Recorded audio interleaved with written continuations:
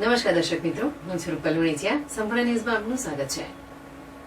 ભાજપના નેતા પુરુષોત્તમ રૂપાલાના વિવાદાસ્પદ નિવેદનને લઈ રાજપૂત સમાજમાં દિન પ્રતિદિન રોષ વધતો જઈ રહ્યો છે. ત્યારે ક્ષત્રિય નારીની અસ્મિતાની લડાઈને લઈ ક્ષત્રિય અસ્મિતા ધર્મરથ બનાસકાંઠા જિલ્લામાં પણ ફરશે.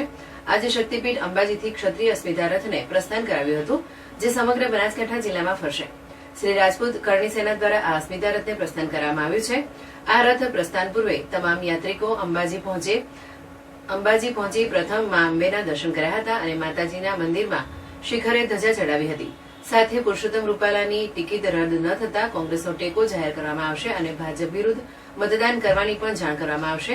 ત્યારે રાજપૂત કરણી સેનાના આગેવાને જણાવ્યું હતું કે અમે અંબાજી ખાતે મા અંબેના દર્શન કરી માતાજીના મંદિરે ધજા ચડાવી આ ક્ષત્રિય અસ્મિતા રથનું પ્રસ્થાન કરવામાં આવ્યું છે, જે બનાસકાંઠા જિલ્લાના વિવિધ વિસ્તારોમાં ફરી અંતે પાલનપુર ખાતે સમાપન કરવામાં આવશે. આ અધર્મ સામે ધર્મનો વિજય થાય તે માટે અંબાજી માતાજીના મંદિરે આવ્યા છીએ અને દરેક સમાજને સાથે રાખી આગળ વધવામાં આવશે.